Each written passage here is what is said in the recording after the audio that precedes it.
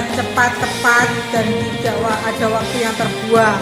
Segera tentukan siapa ketuanya, kemudian direncanakan, ada yang menulis, ada yang konseptor dan sebagainya, sehingga waktu itu menjadi efektif.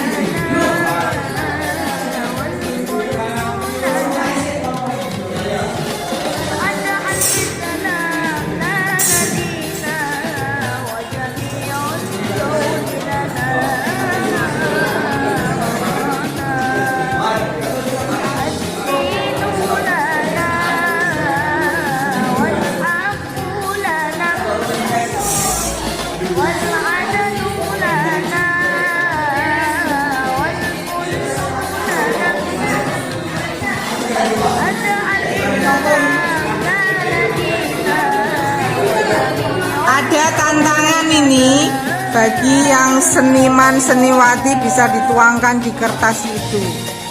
Nah, kertasnya, oh silakan berkreasi. Terserah mau dibuat apa.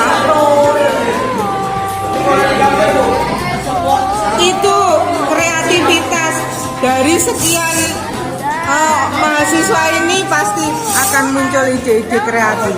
Silakan.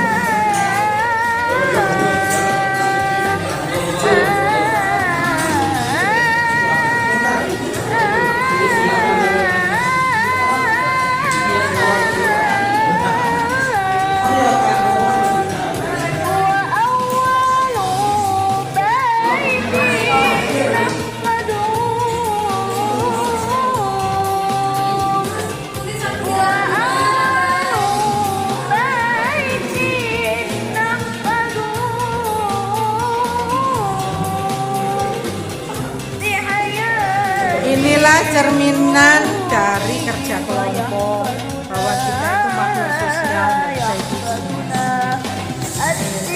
tantangannya.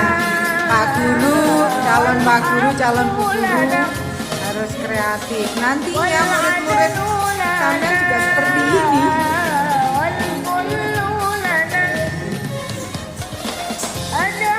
Maka ada job description, ada tugas-tugas yang perlu diselesaikan.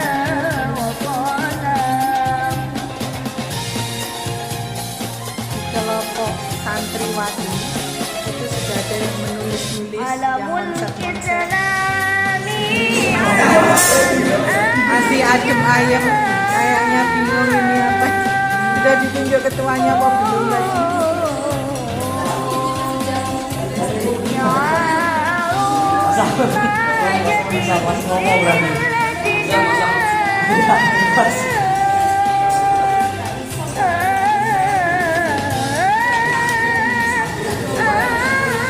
Masa nggak percaya aku, orangnya cantik-cantik mesti pinter gambar.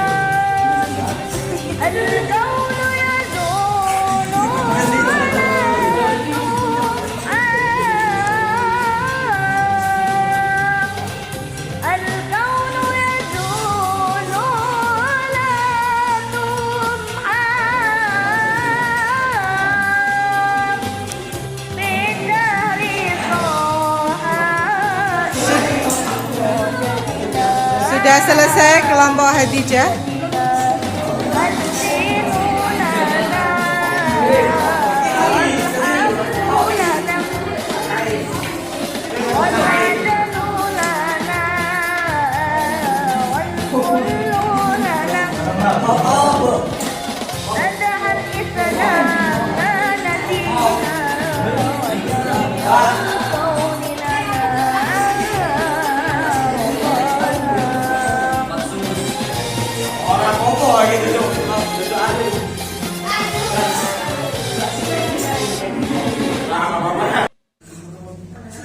Ini tadi urunan ya? Enggak, maksudnya urunan nulis. Masa sih gak urunan? Sampean sendiri gak mungkin kan? Bagus.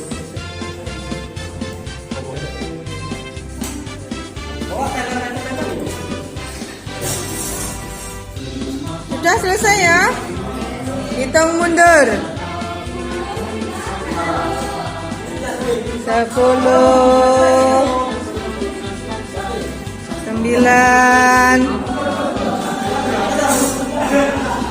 8, 7,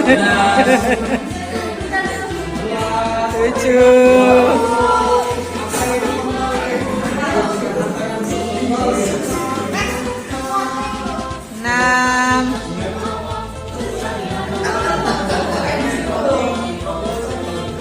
5,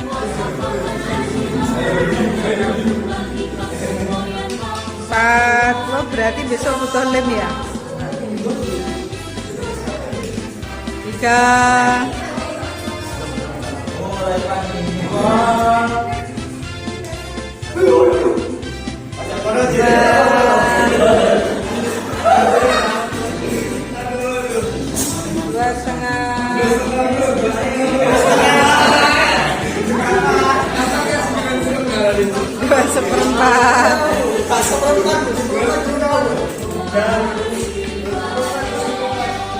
Tuh Bu, ide baru muncul di akhir loh Bu. 1.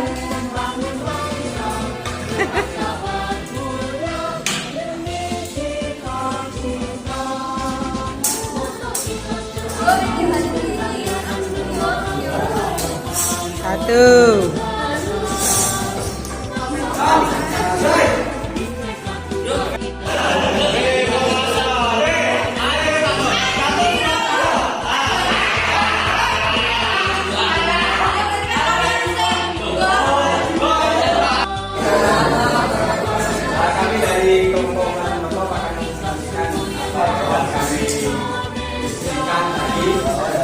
Dalam supervisi pendidikan itu ada metode dan ada teknik. Metode itu apa? Metode itu adalah proses yang dilakukan untuk memutuskan agar kita mencapai sesuatu yang ingin dicapai. Sedangkan teknik itu adalah langkah-langkah yang dilakukan dari rumusan tersebut agar terrealisasi oleh superior. Kemudian dalam teknik, dalam metode ini sendiri ada dua, ada metode individual, ada metode kelompok. Metode individual itu adalah antara superior langsung dengan seorang guru, sedangkan metode kelompok itu adalah antara superior dan beberapa guru yang memiliki proses permasalahan. Supervisi akademik itu tugas utama. Macam-macam teknik itu ada observasi kelas,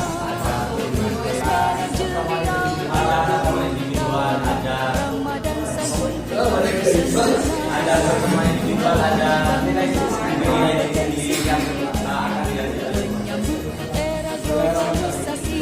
Jadi macam-macam teknik seperti pertama ya. Yang mana pembinaan guru oleh kepala sekolah untuk mengamati proses pembelajaran. Jadi guru itu juga diamati oleh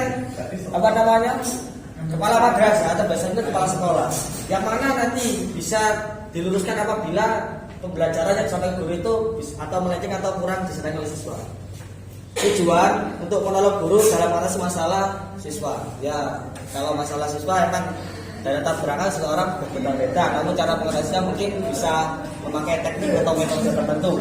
Tahapan-tahapan yang pertama kunjungan kelas yakni persiapan. Yang kedua pengamatan selama kunjungan. Jadi kalau siswa gini tuh kita tuh mengamati, oh siswa ini tuh gini kan dari kelas itu gimana. Jadi guru itu gampangannya sebagai penjelas juga sambil mengamati siswa-siswa yang memperhatikan sama enggaknya. Yang terakhir itu akhir kunjungan terus tidak lanjut. Nah, tahapan tidak lanjut itu gimana? Yaitu guru bisa nanti kalau pada face to face atau keseluruhan, berarti pada tahapan namanya individual itu guru dipanggil oleh guru madrasah, dibenahi yang kurangnya itu gini tapi dalam bahasa yang sopan. Terus observasi kelas. Nah, observasi kelas pengamatan proses pembelajaran secara teliti di kelas. Tujuan memperoleh data secara objektif, yakni data secara jelas, situasi pembelajaran, kesulitan-kesulitan yang dari guru, terus aspek aktivitas guru dan siswa menggunakan metode pembelajaran. Jadi kalau dalam hal metode pembelajaran sendiri itu kan berbagai macam, ada kalanya LCD seperti proyektor atau HP atau di mana cara lain yang bisa mendukung proses belajar murid sehingga menjadikan murid tersebut semangat untuk belajar. Terus variasi metode ya, metode variasi atau bermacam-macam tergantung gurunya sendiri. Ketepatan penggunaan media dengan materi dan metode dengan materi. Jadi metode dengan materi itu harus seragam. Kalau nggak seragam biasanya bingung sebenarnya. Reaksi mental mahasiswa. Jadi dalam observasi kelas ini gimana sih tanggapan mahasiswa dalam menanggapi kalau kita itu seorang guru ya, umpamakan seorang guru itu kita menyiapkan kayak proyektor. Gimana sih kalau sih jadi semangat apa namanya biasa aja atau gimana itu? Misalnya observasi kelas. Nanti maksudnya kepada apa namanya metode supervisi pendidikan. Pertemuan individual, jadi pertemuan atau percakapan atau dialog dan tukar pikiran sama supervisor dengan guru. Tujuannya itu mengembangkan praktek mengajar yang lebih baik, memperbaiki segala kesalahan.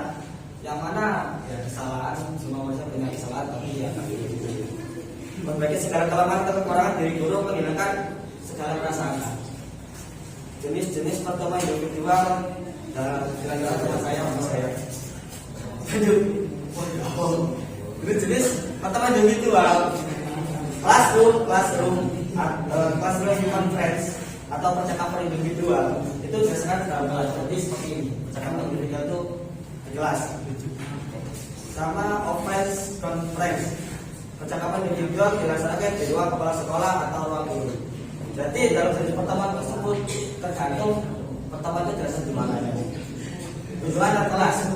Jadi kegiatan kelas guru yang satu berkunjung kelas yang lain untuk apa ya? Untuk membandingkan, makanya kita mencari pembandingan dari guru ini kok ngajarnya kok enak ya, dilihat sama muridnya kok suka ya, kok saya enggak gitu. Jadi perbandingan. Dalam perbandingan tersebut kita menemukan kekurangan kita atau kelebihan dia. Jadi untuk membandai sebenarnya siapa untuk kekurangan apa yang kita miliki itu. Cara perencanaan seleksi dan penentuan penyediaan fasilitas, pengamanan supervisor tidak lanjut, aplikasi dan rencana guru yang berikutnya. Sudah cukup? Sudah cukup. Oke, aplaus untuk kelompok umat Immanuel. Terima kasih, silakan duduk.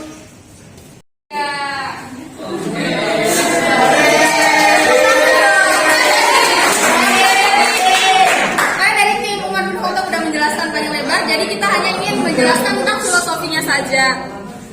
Kita menggambar pohon dan juga buah-buahnya seperti itu. Jadi gambarannya adalah adanya supervisi pendidikan adalah untuk menghasilkan buah yang banyak. Jadi pohon ini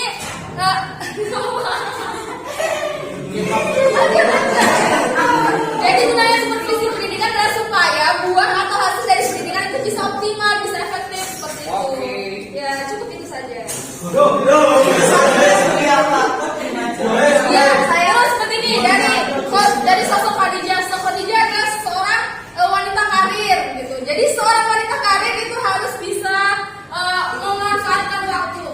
Jadi kita dalam waktu 10 menit saja bisa membuat seperti ini.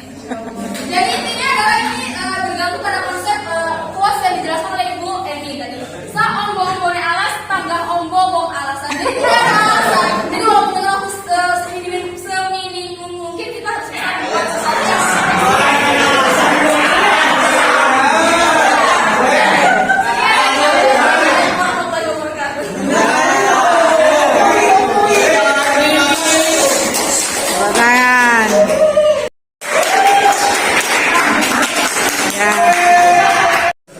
Mau potret, mau landscape, mau terserah.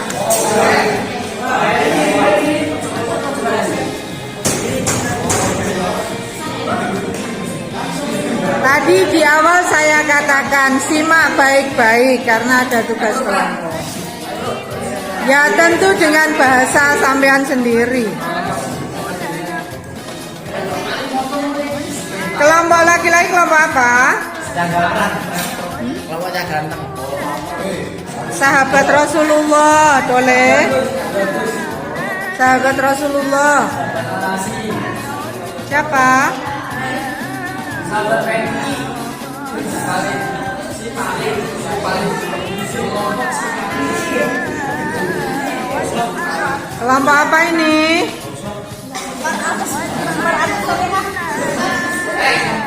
Aisyah. Kelompok Aisyah. Oh iyalah.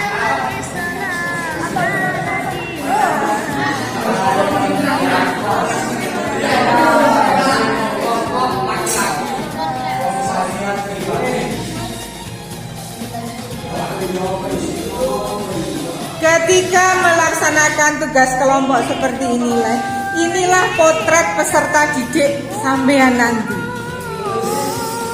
Pasti ada yang aktif, ada yang pasif.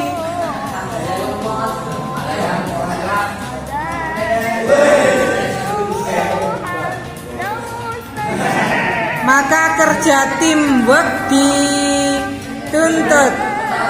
Ada job description, pembagian tugas. Siapa yang gunting-gunting katakanlah, siapa yang menulis, siapa yang presentasi.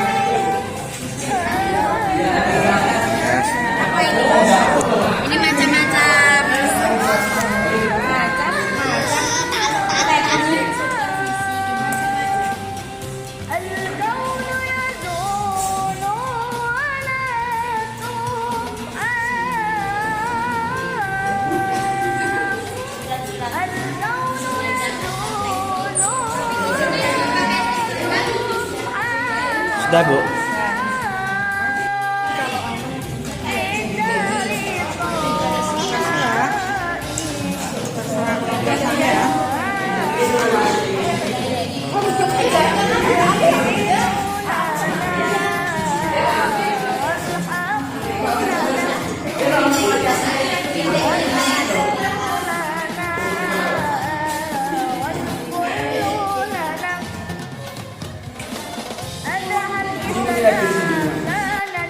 Assalamualaikum warahmatullahi wabarakatuh. Baik, di sini kami akan mempresentasikan terkait dengan materi metode dan teknik supervisi pendidikan.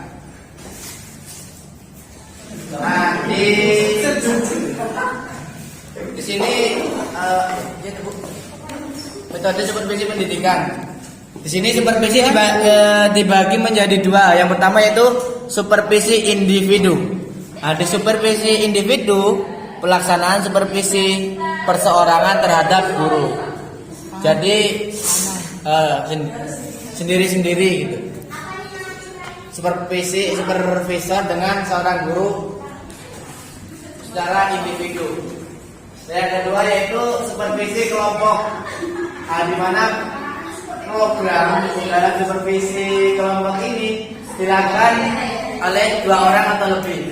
Jadi misalkan nanti ada seorang guru yang memiliki masalah yang sama, nah seorang supervisor ini bisa bisa mengumpulkannya dan bisa menyupervisi secara bersamaan. Baik, lanjut di sini ada macam-macam teknik supervisi. Yang pertama yaitu kunjungan kelas, yang kedua observasi kelas, yang ketiga pertemuan individual, yang keempat kunjungan antar kelas, yang kelima menilai diri sendiri. Pembahasan pertama dulu yaitu kunjungan kelas.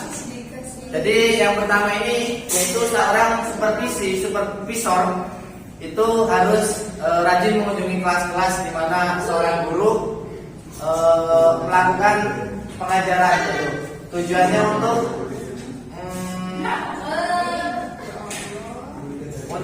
menyeleksi ataupun melihat bagaimana proses pengajarannya kurang apa gitu, nanti seperti itu pelajaran. Yang kedua ada observasi kelas. Nah, observasi kelas adalah proses pengamatan pembelajaran. Tadi kan yang pertama yaitu kunjungan kelas. Setelah kunjungan kelas berarti langsung untuk proses berikutnya yaitu observasi kelas. Di mana tujuan dari observasi ini tujuannya memperoleh situasi pembelajaran, kesulitan guru dalam memperbaiki pelajaran. Jadi nanti observasi kelas ini di kelas kita supervisor itu melihat bagaimana seorang guru itu kesulitan dalam menyampaikan apa yang dia sulit guru itu. Nah, nanti kita mencari solusinya.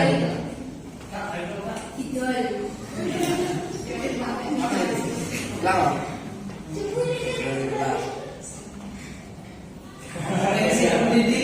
Ayo yang mana tadi? Terus kemudian pertemuan individual. Nah, setelah proses tadi kan selesai. Nah, nanti dilakukanlah pertemuan individual dengan cara seorang guru yang dalam masalah tadi dipanggil ke ruang kepala sekolah misalkan ataupun di ruang guru tersebut. Nah, nanti kita membicarakan masalah yang tadi. Yang selanjutnya yaitu Lanjut.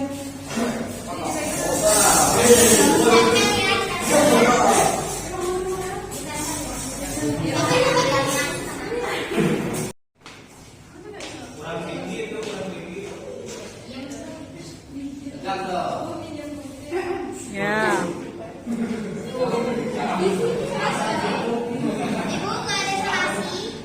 Ada tuh. Ayolah. Assalamualaikum warahmatullahi wabarakatuh. Waalaikumsalam warahmatullahi wabarakatuh. Nah, kami di sini akan menjelaskan tentang metode supervisi pendidikan. Nah, kemarin kan kita udah bahas nih apa sih pengertian supervisi pendidikan. Nah, supervisi pendidikan sendiri itu adalah pengamatan. Jadi si supervisor atau kepala sekolah ini melakukan pengamatan terhadap guru atau lingkungan sekolahnya. Nah, jadi proses pengamatan atau disebut dengan supervisi ini tuh ada beberapa pembagian. Ada supervisi individu dan supervisi kelompok. Yang mana nanti akan dijelaskan oleh teman saya ini Mbak Ustazah Hasanah. Silahkan.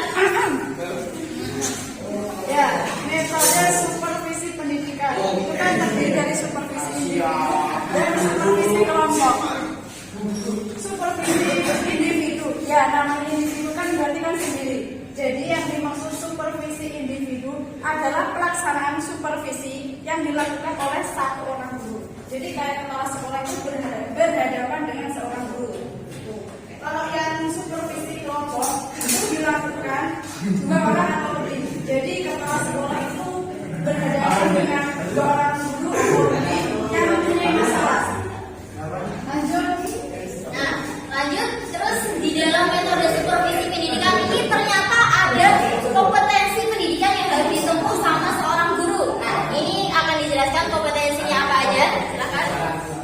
Ya, kompetensi pendidikan itu ada 4. Yang pertama adalah kompetensi pedagogik. Yang pertama saya luruskan yaitu kompetensi pendidik, bukan pendidikan. Ya, ini jadi kan tadi supervisi itu kan adalah penelitian yang dilakukan oleh kepala sekolah atau seorang peneliti dari luar kepada guru atau pendidik. Nah, jadi si pendidik ini harus punya beberapa kompetensi, harus memenuhi beberapa kompetensi,